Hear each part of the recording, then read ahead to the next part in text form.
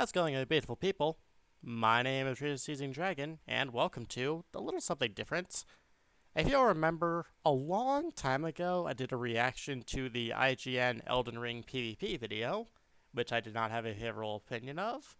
But now, there's another video that's gotten a little bit of controversy in the fan base called Elden Ring Shadow of the Erdtree Bosses, A Decline in FromSoft's Design, by YouTuber The Democracy. Now, I want to take a look at this in much the same way, but before we get into things, I want to address something. The last time I did one of these videos, I believe I have my face cam on. The reason I don't have one is, I moved to a new place, and as you can see, I do not want to send you to the sun.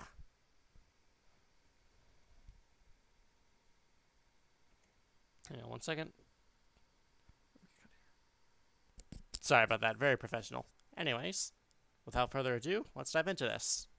Well, I survived Shadow of the Erdtree. FromSoft's latest expansion spawned a whirlwind of discourse on difficulty. Countless FromSoft fans are sounding off with complaints of excessive challenge. Iron-willed challenge runners are calling foul on the DLC's difficulty peaks. This is a minor thing before we get into this, but like, what the hell does that mean? Crying foul usually means like you don't 100% believe in something?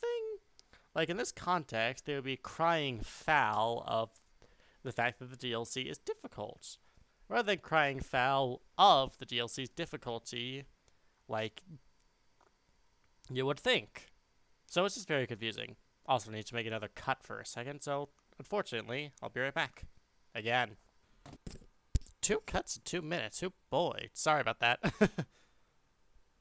And somehow journalists have taken this opportunity for revenge on years of memes at their expense, telling you, yes you, dear viewer, are a scrub. Clearly a sign of the end times. I saw that I article. foretold the coming of this cataclysm 2 years ago.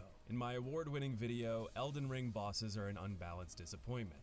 It's a metaphorical award, of course, in that I'm enjoying this controversy from a rickety high horse, a steed that has long since crumbled under the weight of the Shadow Tree. Today I'm gonna recount my tumble back to Earth, so strap in for a lengthy sequel, one I'll break down into parts for ease of consumption. Part 1. The Build. Up. On February 28th, 2023, at 3 AM Eastern Standard Time, the Bandai Namco Twitter, now known as X after being purchased by the loathsome Dung Eater. Very funny. You're here, you know Shadow of the Erdtree. The hype was bonkers. Elden Ring took a mere 2 years to reach sales the entire Dark Souls trilogy took over a decade to achieve. I'm sure you were a part of that, or perhaps you saw the hate mob passing out pitchforks and thought the ruckus looked fun. I myself, despite my reservations, was optimistic. Perhaps FromSoft listened to feedback, and their new scaling system would remedy our woes. To approach things with a fresh eye, I decided to try something new for the first time in the DLC. I wanted to power stance. For those unaware, wielding 2 weapons of the same class enables a special moveset utilizing both weapons. I set my eyes on Great Stars. A pair of bloody maces perfect for the job thanks to the availability of 2 early in new game.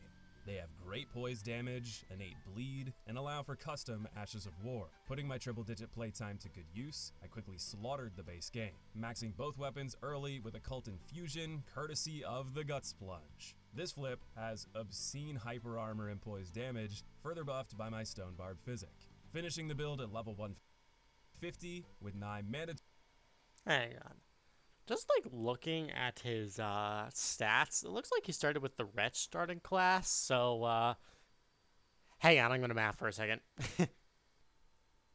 Yeah, no, I'm back. I'm right. With the stats displayed on screen here, 60, 13, 22, 22, 12, 80.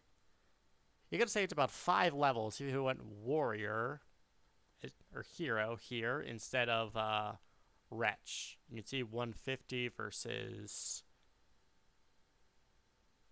145. Just a minor thing that I'll segue into a point later. Inventory vigor totals and everything else funneled into Arcane, the stage was set to prematurely end Mog's dynasty. I descended to the Foul Omen's lair and introduced him to the true Lord of Blood. My build was strong. Perhaps the strongest I've ever used. Poise breaks, bleed procs, and chunky dual hits smashed the base game to pieces. Surely I was ready for what the DLC had in store. With great anticipation, I kissed Mikló's ring and made my way into the Land of Shadow. Part 2. Humble Beginnings. I was shocked to find overworld enemies dying with relative ease. They packed a punch, sure, but 2 to 3 bonks of my own is all it took to serve up pancakes. I began beaming with confidence, my heart melting to let hope seep in. The more I explored, the more real a realm where bosses don't have loaded HP and excessive damage became. Oh, I got humbled all right. I don't really like that attack very much, I will be honest. But, can we cycle frame by frame here? I don't know how this works. As you can see, like there, he gets hit twice. I'm once again going to go back a little bit again. Loaded HP and excessive damage became. Let me slow it down real quick to, like a quarter speed for a little bit. As you can see, there's that hit, and then that hit immediately afterwards.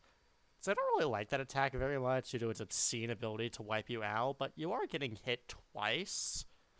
So the obscene damage is to be expected a little bit. Oh, I got humbled all right. Part 3, The Hunt for Shadow. Curating the perfect build is not enough to carry you through the DLC. Instead, you need to prostrate yourself to the Church of Shadow, taking communion from its fragments to bolster attack and defense. Translating to roughly double damage and half damage taken over the course of 20 blessings, tracking down Erdtree fragments is vital to weathering the DLC. Let's talk about why this system is a failure. Introducing a separate upgrade path into an already established game is a tough sell. You need to reprogram dozens of hours in the lands between that reinforced how we understand Elden progression. Depends, really, because when I first was introduced to the system, I didn't really like it since, like, no other DLC has done something like that. But given the way the Shadow of the Erdtree is designed, I can understand the philosophy behind needing to acquire strength in a different way so that you can't just bulldoze the DLC. And it forces you to explore the DLC and learn something new. Hell, I found half of the optional areas by just trying to find Erdtree fragments. Erdtree. Damn it. I keep saying it wrong. It all starts with Margit. Foul tarnished. Come back when you've emboldened those flames of ambition a little brighter. Like leveling to at least 30 and getting some weapon upgrades. From the very beginning, we learned that leveling our stats, acquiring better gear, and upgrading it is the best way to even the playing field. The more we explore, the stronger we become. The same is true for shadow fragments, right? Explore the Shadow Realm to claim as many pieces as possible. There's a key difference. Runes can be obtained anywhere, anytime. Smithing stones are concentrated in specific areas you discover intuitively. Talk to one of the many merchants to find a handful for sale. Find the orange highlighted caves to reveal a network of upgrade gold mines. The most important quality that runes and upgrade materials have in common is their quantity. Through bell bearings and an endless stock of baddies to farm, you can acquire as much as you desire. Yet, you don't see every tarnished touting a billion runes and enough stones to build a second Stormvale castle, because the time required would be astronomical for diminishing returns. Every player has their own stomach for it. Some players refuse to go out of their way at all, instead banging their head against whatever walls they encounter until they break through. At the opposite end of the spectrum, you have cheddar enjoyers that spend hours committing avian genocide. Most players fall somewhere in between. They deviate from roadblocks, explore a modest amount, then try again with better stats. Margit taught us very few bosses are— I'm a bit of a, cheeser in that, basically I want to push myself pretty far before taking on challenges, so I am very well prepared for them.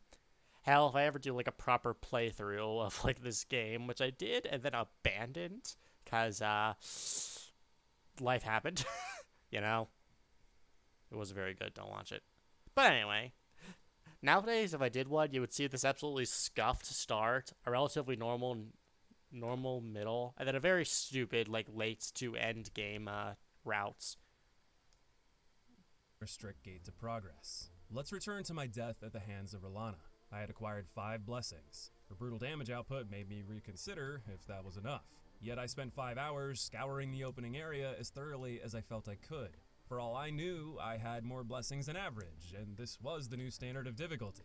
It wasn't like 5 is about average for that point. I think you could go up to 6 or 7 if you explore the optional areas like Jagged Peak and Cerulean Coast.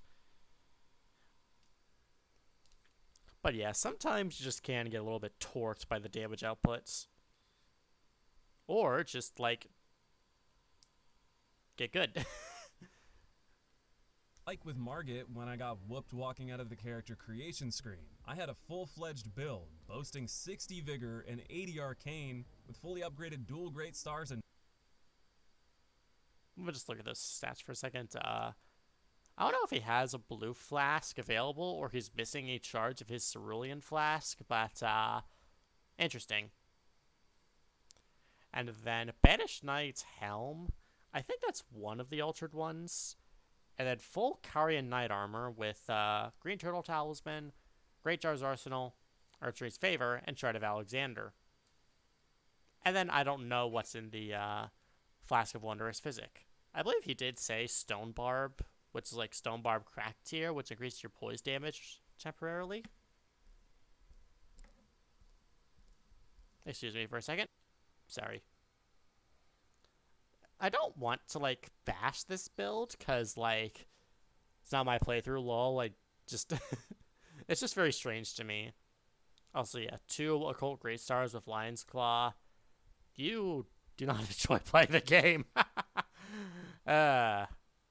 and maxed out Crimson Flasks. Instead of having multiple options to progress, like farming runes, looting caves, befriending blacksmiths, and communion from the churches, you solely increase your odds by finding fragments. Notice, I didn't mention golden seeds. It's because while you can find them at small trees similar to Miquella's crosses, that is only a fraction of the total available. These technically consistent portions are a drop in the ocean of Elden Ring's map.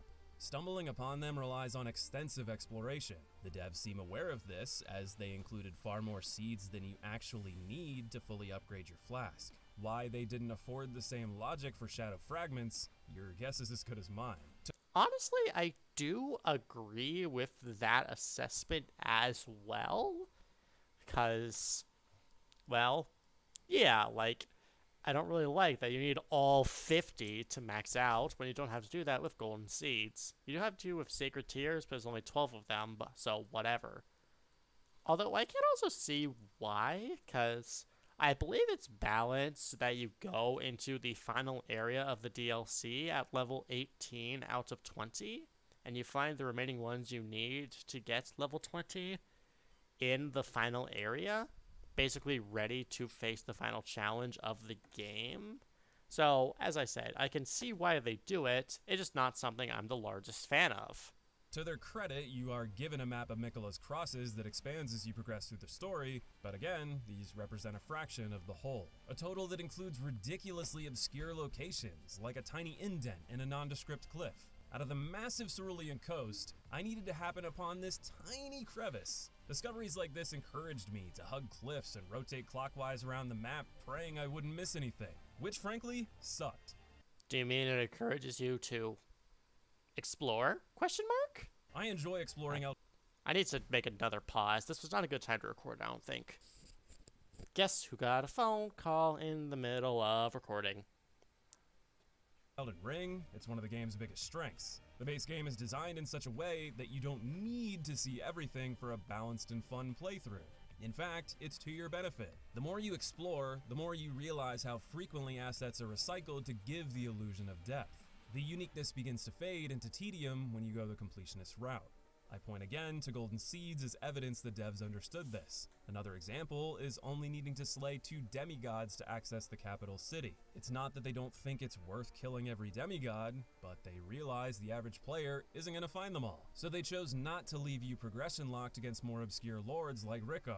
I don't understand why this logic changed for the DLC. Doing my 10th lap around the Shadow Realm in the hopes of stumbling upon some... Well, not necessarily. With, like, the whole 2 demigods thing. By that logic, you only actually need to kill 3 bosses to finish the DLC. There is, Mesmer, Romina, and then the final boss. Maybe one more if you want to count Rolana, because the skip around Rennala, or Rolana, I keep mixing them up, is not well known by most players and is a bit out of the way to access. I'll be perfectly honest here, I have no idea how to access it. Some unturned stone that may not even exist is maddening. Which brings up another issue, how poorly this system is communicated. I keep harkening back to Margit's stone wall of newbies, encouraging you to explore and progress. If he deals too much damage to you, you can immediately see tangible benefit in leveling vigor. Your HP bar is larger, your margin of error increases. Same is true for damage. You upgrade a weapon and it receives a nice plus X next to it, signifying the attack increase. While the offensive and defensive benefits from blessings have the same effect, it's much less intuitive. You only get a golden highlight over your... I don't think that's unintuitive at all. Like, bigger number. What more do you need to know? And the golden number lets you know it's definitely an augment that is beyond normal, since it's not like the normal white or just a plus. It is tangibly different. And it draws your attention to that by the way it is highlighted in gold. And you can see a large increase to either your damage or your damage absorptions. Your existing stats. Your HP bar doesn't change, there's no upgrade to your weapon, you just trust the game that you're now dealing more and taking less damage. Why not extend the upgrade level of your weapon for each blessing? Why not add increases to your HP bar? This would be more obvious ways of communicating the importance of the system in a way the player already understands.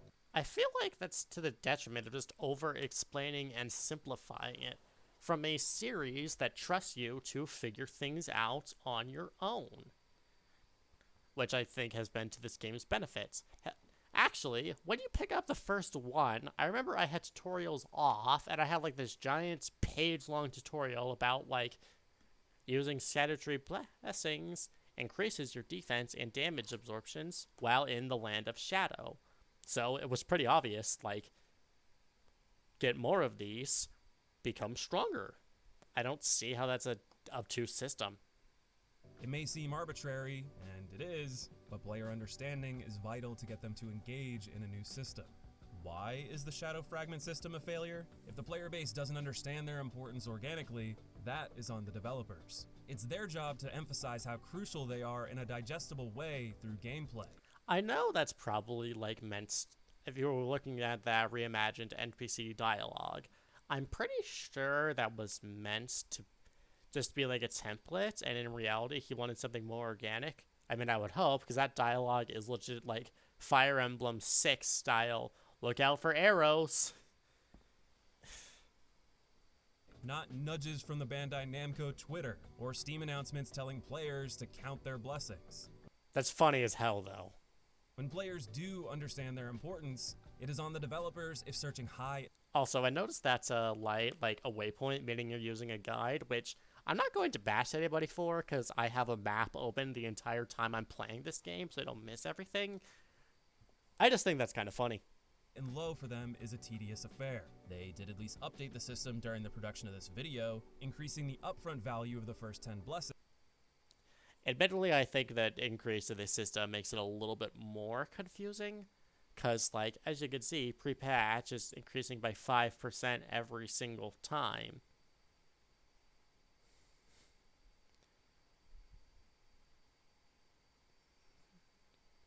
Now it's, like, a little bit more obtuse.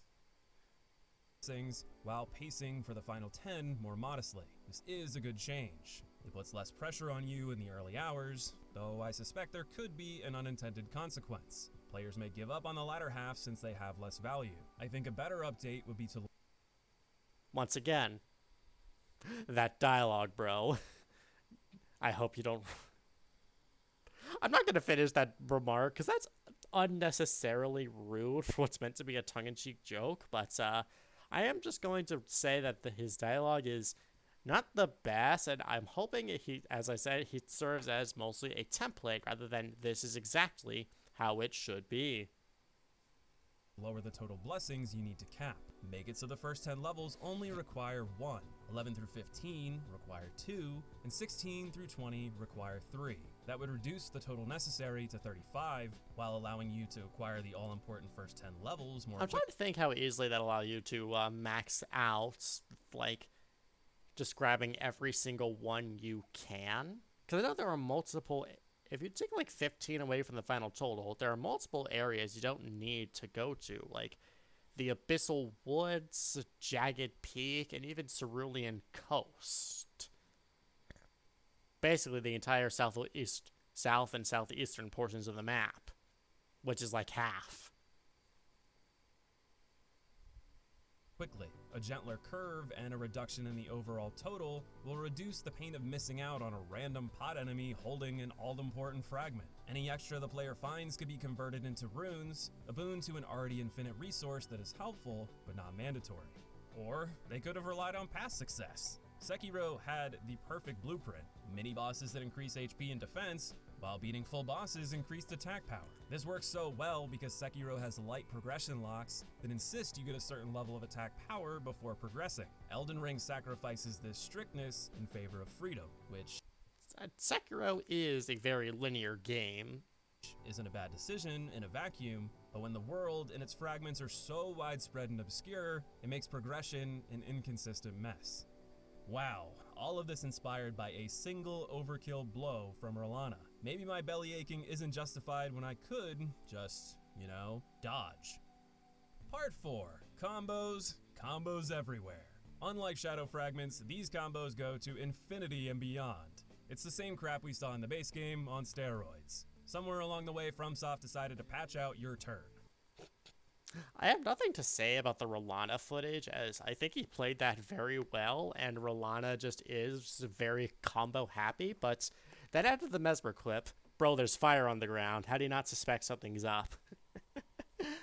But also, Mesmer is fairly balanced with his combos. While they are lengthy, they're mostly focused on flash than substance, so a lot of it will just kind of breeze past you.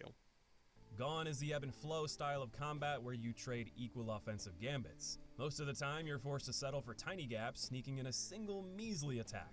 That's if you evade everything preceding it, otherwise that's now a healing window. Losing damage openings for recovery extends the fight duration, increasing the likelihood you'll make more mistakes. This creates a loop of getting hit, healing, rinse and repeat until death arrives. You are, of course, expected to learn from your mistakes and overcome them in subsequent attempts. Due to the razor-thin error margins, though, this process is more daunting than ever. While I've praised FromSoft for this MO in the past, it's only compelling when balanced tightly with the perception of fairness. Everyone's tolerance for this formula will vary. I consider myself on the more masochistic, tolerant end of that spectrum. I've speedrun the majority of their games, done challenge runs like Soul Level 1s, and rarely cry foul unless I feel it's warranted.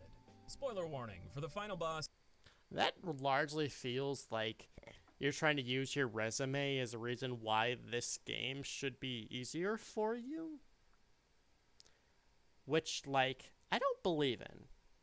Because, you're saying, I've done all of this and I'm a bit more masochistic, so I should be better at this game. Which, I don't really enjoy, because I went into Elden Ring initially with almost 2,000 hours of experience from across the Soul series and got destroyed. It was humbling, yes, but it also taught me to not take my skills or the game for granted. So, as I said, it largely feels like you're trying to list your accomplishments as a way to, I don't want to say blame the game, but blame the game. if you want to avoid them in 3, 2, 1. Because that's the only thing you'll be avoiding in Phase 2, as what minute holes Radahn has in his combo strings are now filled with holy flashbangs. I do want to say something about that, so let's just go to his channel real quick. He says that spoiler warning in 3, 2, 1. Look at the thumbnail for this video. The final boss is literally in the thumbnail. So even if someone was trying to avoid spoilers that just happened to be subscribed to your channel, you just spoiled it by showing that! My guy! And yet, putting a spoiler warning in the video, did you think this through? Ugh! Blistering attack speed, airtight gaps between attacks, instant gap closers, huge attack radius, minimal downtime between combos, you name it, Radahn has it. The first phase is tough, but allows you to find those minuscule windows and come out on top. It even becomes a satisfying loop after learning. Then Mikola rains on your parade with magic spam and supercharged attacks that feel anything but fair. This is an unprecedented level of bullshittery that we've never seen across 7 games. I've watched him dodge that attack wrong 4 times. Whilst I don't usually enjoy critiquing someone's gameplay in a video, even though I just did a couple of minutes ago, because, well, it's largely meant to be B-roll. It's not meant to be taken seriously, but, my guy, get better. Radahn's second phase is the product of cheap difficulty escalated to the extreme. Okay. I'm not just claiming it with no evidence either. I brought the receipts. There were a lot of early reviews comparing the final boss to another phenom of aggression, Ishin the Sword Saint. There's no shot an Elden Ring boss would have more demanding attack uptime than Sekiro, right? I viewed their second phases and totaled up how many times they attacked in the first 30 seconds and noted how long the animations were from wind up start to hitbox end. Ishin clocked in at a whopping 14 attacks over 30 seconds. Yet the deflect system and minor breathers in between attacks notched only 43% attack uptime. He's fast and punishing when he's on the offensive, but leaves fair opportunity for the player to attack, heal, reposition, and counter during uptime via the deflect system. As for Radahn, if you include the holy after effects as their own attack, which you should considering they are separate, delayed hitboxes. I disagree entirely, because they are, as you said, after effects. They come after the swing, so they are part of the swing. That's like, are you counting like each hit of a weapon art as its own attack? Or like with Dragonfire, is each hitbox of the flames its own attack? It's just like, seems like an unfair precedent. Also, just measuring the amount of times a boss attacks in 30 seconds can be a bit of a moot, because some bosses have incredibly lengthy attacks where the hitbox doesn't come out for a while. For example, this boss, during the second phase, enjoys to open up the phase with a massive attack that lasts approximately 15 seconds.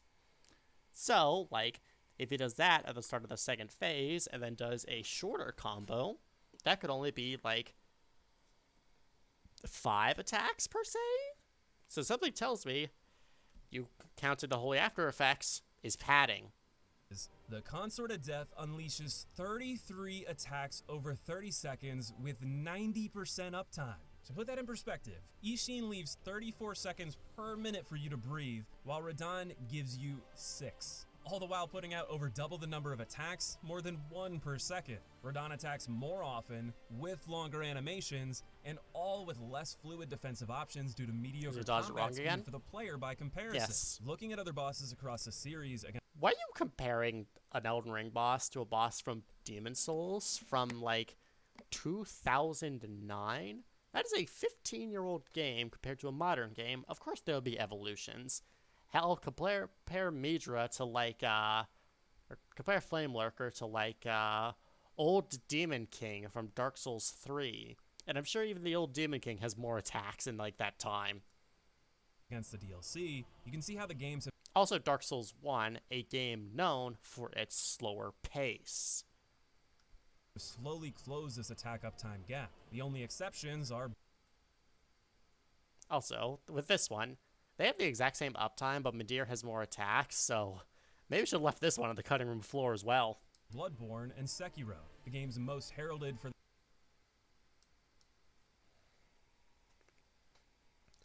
One staggered out of 5 attacks, so does that mean it's 14 attacks or still 9? Like, you have worded this very confusingly. For their unique combat that shirked the trend of FromSoft's arm racing against Souls players getting... Also, accounting each individual glintstone as its own attack, I wouldn't be surprised. Good. It's not that these two games don't have bosses that attack frequently, it's that they give players the tools to succeed against them. You have more accessible counters and gun parries and deflections. You have stagger on hit for most bosses. Transformation attacks and shinobi tools stun, fill gaps, and increase your range, and both rewards your performance through increased posture damage in Sekiro for adept deflections, while Bloodborne offers more attack uptime with timely quick steps and rallying back health to reward aggression. In Elden Ring, you get to withstand an unprecedented flurry of offense while barely having anything more at your disposal than was offered almost a decade ago in Dark Souls 3. Attack up. Also, don't think I didn't catch that. Friggin' lions clawing through the attacks of dodging it. Time only tells the story at a high level. Looking more closely, the DLC is rampant with large get-off-me AoEs that one-shot anyone who dares take the only lengthy opening available. He says, while not getting one-shotted. Persistent hitboxes on attacks that decrease the error margin to dodge or jump even further, and a lack of restraint with special effects that obscure visibility. Mesmer, for example, is a boss I quite like. While he's still amplified to Elden Ring's levels of absurdity, there is clear downtime to gain from adept evasion and understanding of his moveset. Yet I was frustrated when learning the fight, because his magma effects and snake transformations made it hard to read and respond naturally. Instead, I had to get pummeled a dozen times until I could memorize dodge timings. This was better executed as recently as the base game. For all the things we could pile on Malenia for, the majority of her attacks have very clear tells. Yeah, that's the issue with Malenia. Most of her attacks have very clear tells. It's just one move that's a problem. It's kind of why I don't like Malenia for these arguments, because other than that one move, she's fine and pretty easy.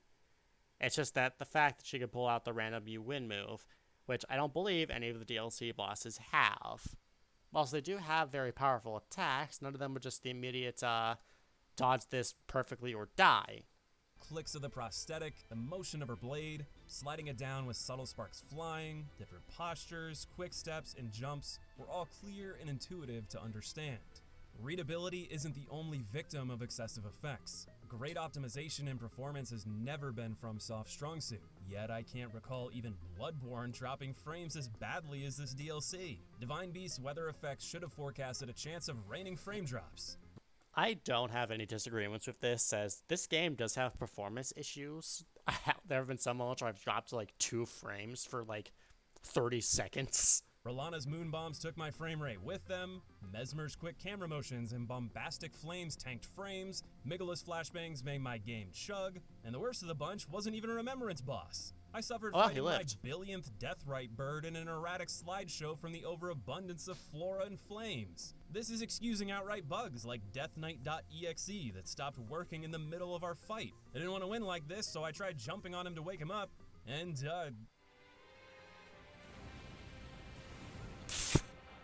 lucky me, I guess. If none of this happened to you, I'm glad. But this shouldn't happen to anybody. Nobody deserves a lesser experience by dumb luck. As for stylistic decisions like excessive special effects and stringing the camera for Bale and the hippo on a bouncy ball in their crotches, can't say I agree it's worth the cost. Adding the flurry of oppressive offense, obscured tells, and poor combat performance together, I reiterate FromSoft's arm race against the player base. In director Hidetaka Miyazaki's own words, the sense of achievement players gain from overcoming these hurdles is such a fundamental part of the experience.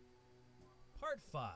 The Stubborn Soloist. Oh boy. I too find the sense of achievement from overcoming fair and balanced hurdles a fundamental part of what I love about FromSoft Souls-likes. They have well trained me over 7 games to enjoy the struggle and to best it against all odds. That training paid off. Yesterday's challenges no longer seem significant by comparison. After conquering Shadow of the Erdtree, even Elden Ring's base game bosses fall behind. I faced Malenia before and after the DLC, before she took me a dozen attempts, and after I was able to beat her on the first try. First try? What are your runes doing there then? Bosses like Godfrey and Radagon that were once daunting for me fell easily. Not only from skill honed by the DLC, you now gain an absurd amount of runes through it. You may not carry your blessings into the Erdtree, but you carry millions of runes that scale you well beyond what New Game once included. So, like, you're saying that you over-leveled, so bosses that you're more familiar with were incredibly easy now?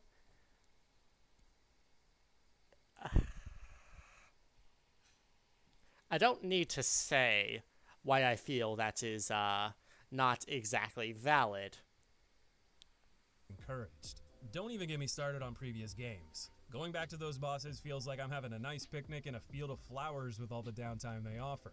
All of this is to say, I understand their desire to keep escalating the challenge. But problem is there's an extremely fine line of balance between frustrating and fun. FromSoft thus far has set a gold standard in that arena more often than not. If Elden Ring's base game was the first sign of that waning, Shadow of the Erdtree is a flashing neon billboard with a god draped over it. So much discourse is centered around whether or not the DLC is too difficult, when I think the discussion should be about whether or not the difficulty is fun.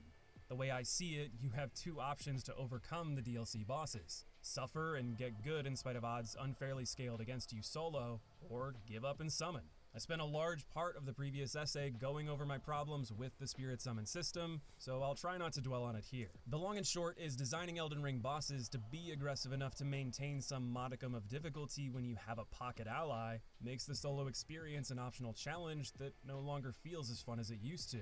Regardless of your position on the game is not designed solely around summoning.